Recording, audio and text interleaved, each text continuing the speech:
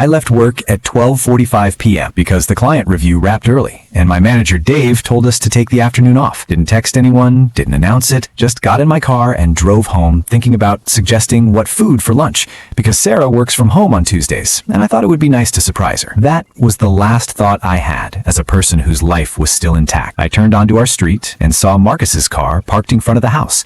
Oh, Marcus is here. Cool. That's genuinely what I thought, because he was my best friend, and seeing his car was a good thing. I parked behind him, got out, I walked up to the front door. The house was quiet. I stood in the entryway for a second, set my bag down, walked to the kitchen. I heard something from upstairs, soft, rhythmic. Our bedroom floor has a specific creak pattern I know without thinking about it. What I heard was that pattern, that specific creak, but not in the rhythm of someone walking, in a different rhythm entirely. I put my keys down on the kitchen counter, quietly. Not a decision exactly. My body had made some kind of determination before my brain finished processing. The sound got clearer as I got higher. Not clear enough for words, just tone. The tone of two people talking low, comfortable, unhurried. Just two people in a space they felt completely safe in, talking the way you talk when your guard is entirely down. I reached the top of the stairs. I walked to the door and looked through the gap. I'm going to describe what I saw carefully, because I've gone over it several thousand times in the last few days, and I want to get it right. The bed was visible from the door. The duvet was pulled up over both of them. Marcus was on his back. Sarah was on her side, facing him. His hand was in her hair. Easy. The way you touch someone when touching them has become a common habit. They were talking low, and the tone was comfortable. No awareness of being observed, no consciousness of anything outside the room. I stood at the gap in the door, and I watched my wife lying in my bed with my best friend's hand in her hair, and the thing that broke me was the comfort. In my house, in my room, in my bed, under the duvet she'd picked out in the store, while I held it for her. Then Sarah laughed at something he said. Not a big laugh. I knew that laugh. I had been collecting that laugh for 7 years, and I knew every version of it. And this was the real one, the unguarded one. I made a sound, just air. Nothing loud, but in the quiet of the house, it was enough. The talking stopped. Then Sarah's voice, low. Did you hear that? I didn't wait to hear his answer. Ran down the stairs, across the kitchen, took the keys off the counter, out of the front door. I don't remember making any of those movements as decisions. I got in the car, started it, drove. I took an exit at random. Ended up in a strip mall parking lot. I pulled into a space facing the pizza place, and I put the car in park, and I sat there. My brain started doing something I can only describe like when you have 1,000 files in random folders, and something forces you to sort them all at once. Every interaction between Marcus and Sarah was surfacing and reconfiguring itself. I called Derek at 3 p.m. He's a friend from high school. The right choice for a call like this. He answered on the third ring, and I said, something happened. What? I came home early, and Sarah and Marcus were in my bed. Say that again? I came home early after work and found Sarah and Marcus, my best friend, on my bed. Where are you right now? Strip mall parking lot, I said. Don't go home yet. I wasn't planning to. I just needed to tell someone. My phone started ringing at 5:12 p.m. It was Sarah. I stared at it. I let it ring. She called again 4 minutes later. I let it ring. Then a text. Hey, everything okay? Coming home for dinner? I read it 6 times. She sent that text, and on her end, it was just what you send when you're organizing the night ahead. On my end, it was a transmission from a life I wasn't inside anymore, so I didn't respond. She called once more around 6:30 p.m. and then stopped. Then a final text around 8 p.m. that I could see in the preview without opening. The text says, I'm worried. Please just tell me you're okay. I didn't open it. Didn't respond. I'm worried. She's worried about me. While I was sitting on a park bench in the dark, watching a fountain nobody was sitting near, processing what I'd walked into in my own house, she was sending texts saying she was worried. And here's the strange thing. I think she meant it. I think it was real worry. I think a person can betray you and also genuinely feel worried when you don't come home. And both of those things can coexist inside the same person. And that might be the most unsettling thing I've discovered today. More unsettling than the visual of them in the bed. So by 9:45 p.m., I can't sit in the park anymore. Some guy in a vest had come by earlier to tell me they are about to close.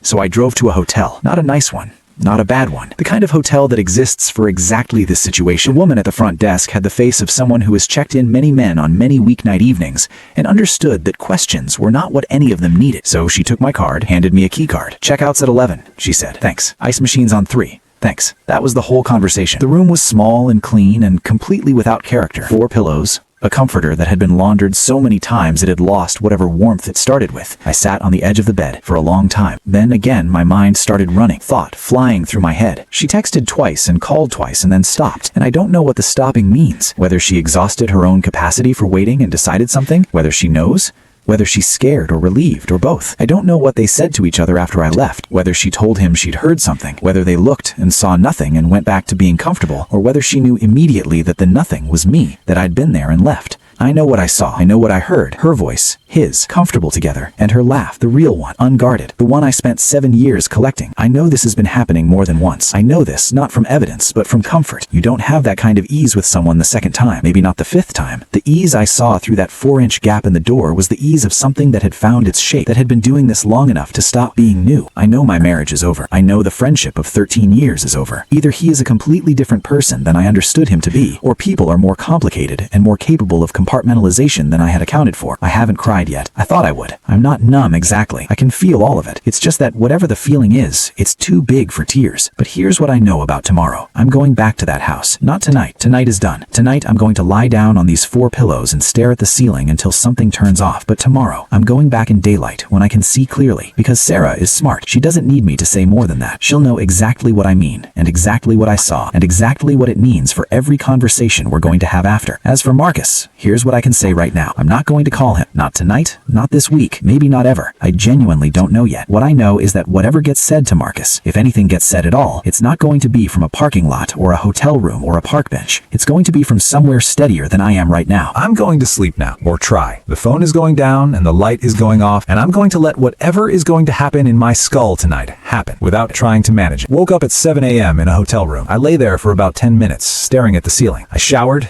put on the same clothes from yesterday. I checked out at 8 a.m. The same woman from the night before was at the desk. "Have a good day," she said. I sat in my car in the hotel parking lot for 20 minutes, not thinking about anything specific, just sitting, letting the mornings settle around me. It was early enough that the air still had that particular morning quality. I called Derek. "Hey, Where are you? hotel parking lot. About to go home." You sure you're ready? I thought about it for a second. Then I said, "No." I said, "But I'm going." Okay. Call me after. Yeah. I mean it. Call me after. "I will." I hung up, started the car, drove. The drive home took 11 minutes. I know because I watched the clock the whole way. Turning onto our street, Marcus's car was gone. It was Thursday morning. He'd gone home at some point, gone back to his apartment, gone back to his life, whatever his life looked like now that I understood what it actually contained. I parked in the driveway, sat there for a moment looking at the house. Same house it had always been, small, a little worn at the edges, the oak tree out front. I got out of the car. The front door was locked this time. I used my key, stepped inside. She was awake. I stood in the entryway for a second, listened. I could hear movement in the kitchen. Small sound. A cabinet. A spoon. The specific sound of a mug being set on the counter. I walked to the kitchen doorway and stopped there. Sarah was standing at the counter with her back to me. She was in her gray robe. She hadn't heard me come in. I stood in the doorway and I watched her for a moment, 3 or 4 seconds, and what I felt was something I didn't expect. Not rage. Not the cold numbness from the night before. Something more like grief. Sarah! She turned around. The coffee mug jerked in her hand. Oh my God, you scared me. Where have you been? I tried to call. I was really worried. I didn't know. I came home early. She looked at me shocked. What? I came home early on Tuesday, around 1 p.m. She froze for seconds. Don't. She stopped, and the room was very quiet. How much did you see? And here's the thing about that question. Yes, why it mattered and why it hit me the way it did, and why I am writing it down to make sure I remember it exactly. That question was not the question of someone who didn't know what I was referring to. That question was a calibration. She was trying to figure out where exactly we were, how much I knew, what version of this conversation we were about to have.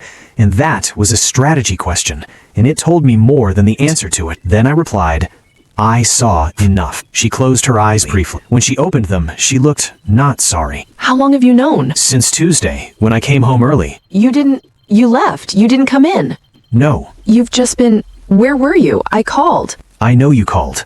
I was worried. I didn't know where. Stop it, Sarah. I walked into the kitchen. Not toward her, just into the room. I went to the table and put out a chair and sat down, giving us both something more sustainable than the doorway standoff, giving my legs somewhere to be. I didn't trust how long they would hold the standing position. She stayed at the counter for a moment. Neither of us said anything. I looked at the table, the same table we'd eaten 1,000 meals at. Then she broke the silence. Are you going to say anything? I'm thinking, for how long has this been going on? A while. I felt something move through me. Not surprised. I'd already known the answer was going to be a while. The comfort between them in that bed was never a new thing's comfort, but knowing I was right didn't make it land softer. Then I asked, how long is a while? Almost 2 years. 2 years of my marriage. Half of my marriage, technically. Half of the thing I thought I was inside. Okay. She looked up, maybe expecting more, or expecting something different from the reply, okay. Okay? I don't know what else to say to that right now. I needed the numbers. Now I have it. I know I have to explain. You don't have to explain anything to me. I want to. I know you want to explain. That's not for you. There's nothing you can explain that changes what it is. There's no context that makes 2 years of it a different thing. I'm not saying I deserve an explanation. I need you to know that I didn't plan this. It wasn't. Stop, Sarah. She stopped. A tear moved down her face. She didn't wipe it. Then I said, I know you didn't plan it. Planning it or not planning it doesn't make a difference to me right now. 2 years is 2 years, regardless of how we started. I got up from the table, not to leave, to get a glass of water because my throat was drying. Where did you go Tuesday night? Hotel. By yourself? I turned around and looked at her.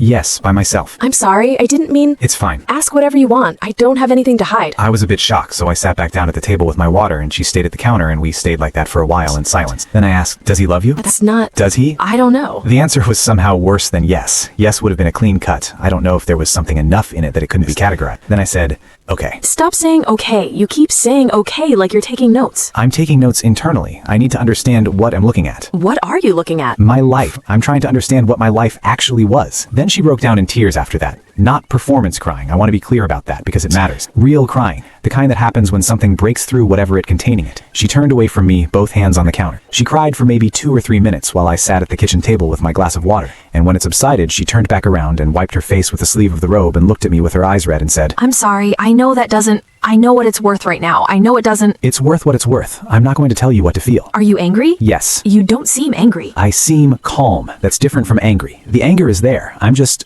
below it right now, in something underneath. She looked at me the way she used to look when she was trying to understand something about me, when she was paying close attention. I have never seen you like this before. I have never been like this before. Then we talked for another hour. I'm not going to reconstruct all of it because some of it is mine and belongs to the specific private wreckage of 2 people who built something and are sitting in what's left of it. But I'll tell you the part that matters because they're the parts I keep returning to. I asked her why she didn't end the marriage if she was in something else for 2 years. She said she didn't think it was the marriage she was in, of which I had to ask her to explain. I didn't think I had to choose. I know what that sounds like, but I didn't think of it as choosing. I thought of them as separate. I looked at her for a while after she said that and said, they are not separate. I know that. You knew it before. You knew the whole time. That's why it was a secret. She didn't argue with that. I asked her if she'd been happy in our marriage. She said yes, but I know how that sounds. I asked her if Marcus knew about me not knowing about the way things were presented to me. She looked at me like the question was strange. Of course he knew. He knew. And he came to dinner. He knew, and he watched sports at my house. He knew, and he called me when he had a hard day and asked my opinion and told me about his life, the way best friends tell each other about their lives. He knew the entire time. Of course he knew. That's the part that does something different, not the betrayer as a concept, but the specific image of Marcus sitting in my living room knowing, watching sports on my television, smiling at me knowing. Then I asked again, so Marcus knew? Yes. The dinner, 6 weeks ago, he came for dinner. I made pasta. She said nothing. He sat at the table and I talked about my work project and he told me about a new client he'd picked up and we drank most of the bottles of wine. I know. He knew the whole time. You were sitting there. Yes. I stood up from the table and walked towards the kitchen window over the sink and stood there with my hands on the counter and looked at the backyard. Then I said, I need you to leave. What? I need you to leave. I need you to leave the house. Not permanently. I'm not saying permanently right now. I'm not ready to have that conversation. But today, I need you to go somewhere. Your sisters, a friend, I don't care. I need to be in this house without you in. Okay. I turned around. She was still at the counter. She looked small in the gray robe, smaller than I'd ever seen her look. She might be the context, or might it be that I was seeing her differently now, that the context has changed. Then I said, I'm not trying to punish you. I just can't be in this house with you in it today. I don't know what I will do with the space, and I don't know how long I will need it, but I need it. I understand. Do you need time to pack some things? I can get what I need. Where are you going to go? I'm going to stay here. Are we... I don't know. I don't know anything past today. Don't ask me anything past today. She nodded. She took 20 minutes to pack her bags. I stayed in the kitchen. I could hear her moving upstairs. I heard her come down the stairs, stop in the halfway. Then she appeared in the kitchen doorway with a bag over her shoulder and her keys in her hand. I would be at Rachel's. Rachel was her sister. Then I say, okay. She looked at me for a moment. I'm sorry. I know. I know you're. Then she left. I heard the front door close, her car starting, the sound of it backing out of the driveway, the sound getting smaller as she drove down the street. I stood in the kitchen. The house was quiet again. Then I called Derek when I was done crying. He answered immediately and asked me how it went, and I told him, she's gone. She went to her sister's place. I explained everything to him and told him that Marcus knew the whole time. He asked me what's my plans. I told him I haven't figured out what to do yet. He asked me if I would call Marcus. I told him not today, maybe not for a long time. I'm going to call a lawyer this week, I told him. He said he knew a good lawyer, a friend of his, so I told him to send me the number, which he did, and he asked if he should come over. I thought about it for a moment, and I told him no. I think I need to be in the house alone for a while. We talked for a while, and the call ended. I spent the rest of the day in the house. I'm not sure what I'm doing exactly, just moving around room. Then Marcos texted at 4 p.m. I don't know who called him, probably Sarah giving him warning or information or both. The text said, "Hey, can we talk?" Just 3 words. 14 years of friendship reduced to 3 words. I looked at the text for a long time, then I put the phone down without responding. Not because I didn't know what I wanted to say to him. I knew exactly what I wanted to say. I had too much to say to him. Later in the night, I slept in my own bed. On Thursday night, I lay there in the dark and listened to the house. I thought about the hotel, Sarah's face when I said I came home early. Then I fell asleep around midnight. In the morning, I called the lawyer. He answered in 2 rings. Derek had already called ahead, apparently. His name was Paul. We talked for 40 minutes. When I hung up, I felt something I had not felt since Tuesday morning. Not good, not okay, but a direction. Marcus called on Friday. Didn't text this time. I watched the phone ring, and when it stopped, I watched to see if he'd leave a voicemail. And he did. 30 seconds. And I listened to it once, and then deleted it without listening again. He said he was sorry, and he said it the way he said things when he meant them, which was the way he'd always said things to me, and now I didn't know what that meant about any of the times he'd said anything. I deleted the voicemail. One day I'm going to respond. One day I'm going to pick up, or call back, or arrange to be in the same room with him, and say what needs to be said, and hear what he says back. That day is not today, and it is not soon, but it's coming. It's Friday morning, sitting at the kitchen table. Lawyer called. Sarah at her sister's. Marcus's voicemail deleted. House quiet. Different kind of quiet than Tuesday. I'm 32 years old. I came home early on a Tuesday and found out what my life actually was underneath what I thought it was, what I can stand on. The job is solid. The savings are mine. Derek is mine. The lawyer has a plan, and the plan is mine. I lost a marriage. I lost a best friend. But here's where I keep landing. Here's the sentence that keeps surfacing when everything else is moving. I know now. That's it. I came home early, and I know now. All of it had a floor I couldn't see, and now I can see it, and it's not what I thought it was. And that is devastating and clarifying simultaneously, in the way that only true things are. In the way that knowing is always better than not knowing, even when what you know is the worst version of reality. I came home early. I know now. I'm going to figure out what comes next. That's all I've got for now. Thanks for listening. Don't cheat on people. It doesn't stay secret. It never stays secret. Someone always comes home early.